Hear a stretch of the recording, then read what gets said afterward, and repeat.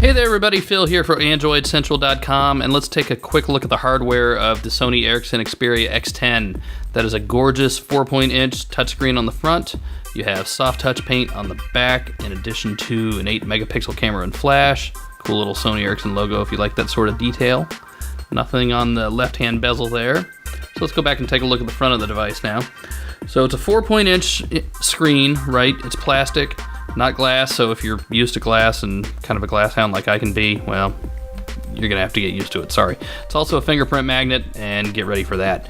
You only have 3 buttons on the front. You have the menu button, the home button there in the middle, and then you have the back button, so there's no search button, and even the home button looks a little weird, and that takes some getting used to.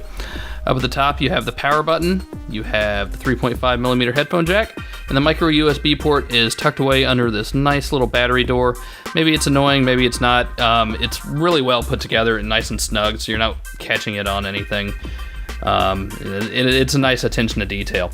You got your volume rocker, and that is not a little search indicator there. That is a zoom button that the volume down also serves as. So you also have a dedicated camera button. That is a nice addition. We like to see that on all phones these days. Now let's pop this battery cover off. It is really, really well put together. Nice and solid, despite being a flimsy piece of plastic, as we'll see in a second. But it's really tough to get off, so I'm going to bring my favorite tool, a stylus. The stylus is not from the X10, it's from a different phone. And even using a stylus to pry open this battery door can be a little difficult, as you'll see here.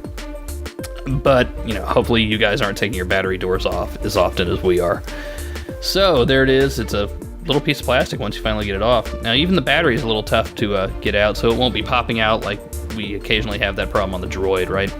So it's a 1500 milliamp hour battery and should get you through most of a day, if not the entire day.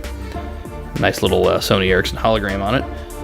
Our review unit came with an 8GB micro SD card, and it's got that little spring action thing, so you push in and then it kind of pops out and then you pull it the rest of the way out. The micro SD card, or the SIM card, just pops in and out like that. Now this is an AT&T SIM card you see there, so this is the version of the phone that will do AT&T 3G here in North America. Whether we'll see it actually sold on AT&T ever, I don't know. Well, you know, this Sony Ericsson's had a hard time breaking into the North American market, so we'll see. It's a solid phone, at least from the hardware standpoint, so we'd like to at least see it have a chance. And we'll slide the battery cover back on. Like we said, it's really well put together. Once you get this thing on, it's flush. There are no jagged edges coming at you. You're not going to be cutting cheese with this thing like you can with some other phones. Let's go ahead and power it up. You just hold down the power button for a few seconds and then, you know, pretend you don't see all the fingerprints. It's that bad, yeah. Let's see what it looks like next to a couple other phones. Here's the Motorola Droid.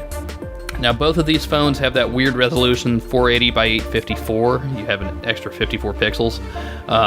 You can still see that the Droid screen is a little smaller and the phone itself is a little thicker, but of course the Droid has a physical keyboard, whereas the X10 doesn't. Now let's put it up against the Nexus 1, and again you see the screen is a little larger. The X10, really when I'm holding it in my hand, what I notice is the width. And it bothers me a little bit. The edges are a little sharper than I'm used to on the Nexus 1. It's just not as round in the hand.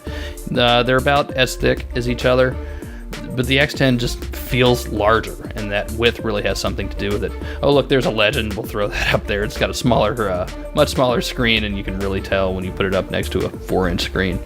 But, you know, as you've seen before, we like the Legend too. So let's see what else we have coming to this party. How about, the Motorola Devour, another small screen device.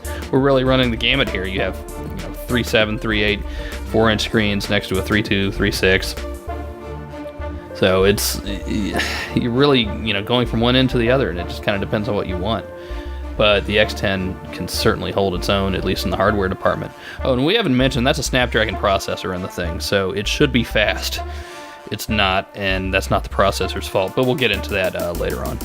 So here it is next to the Droid, and we'll turn them both on so you can see the difference. And you really can see the size difference in the 4-inch screen. So, all right, everybody, stand by, and we'll be back with more on the software later. See ya.